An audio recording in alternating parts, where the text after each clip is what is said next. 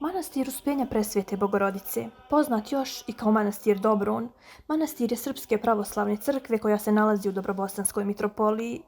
Ovo je najstariji srpski manastir, koji se nalazi u blizini Višegrada na rijeci Rzav.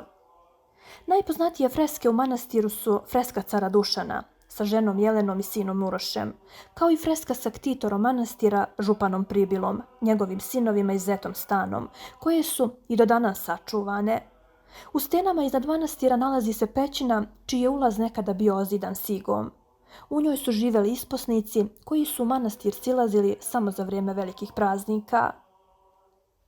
Manastir Dobrun je nekim čudom preživeo sva razaranja, i Turaka i Nemaca. Mnoge legende isprepletane su oko ovog manastira. Narod je vjekovima verovao da je tvrđavu koja se nalazi u blizini manastira izgradila prokleta Jerina, žena despota Đurđa, a da je manastir dobio ime po Dobruni, majci Mehmet Paše Sokolovića.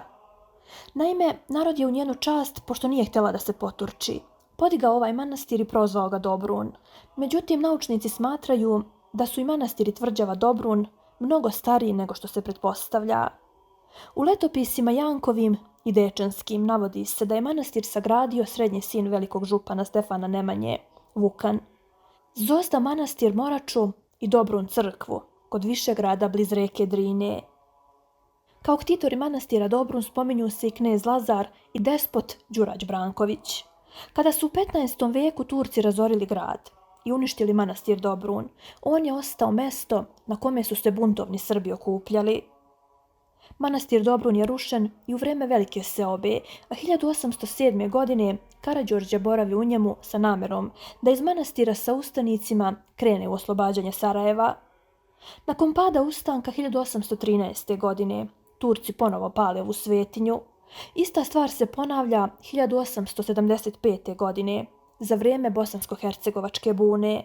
Zanimljiva stvar u vezi sa spaljivanjem manastira je da je vatra uvijek obilazila zid priprate na kome su freske Nemanjića.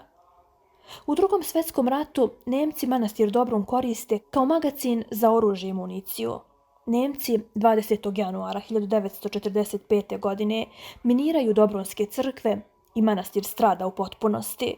Čitav je opet ostao samo zapadni zid priprate sa freskama ktitorskih portreta. Nakon Drugog svjetskog rata manastir su sopstvenim sredstvima obnovili meštani Vardišta, Staniševca i Dobruna sa svojim sveštenikom Josifom Bogdanovićem.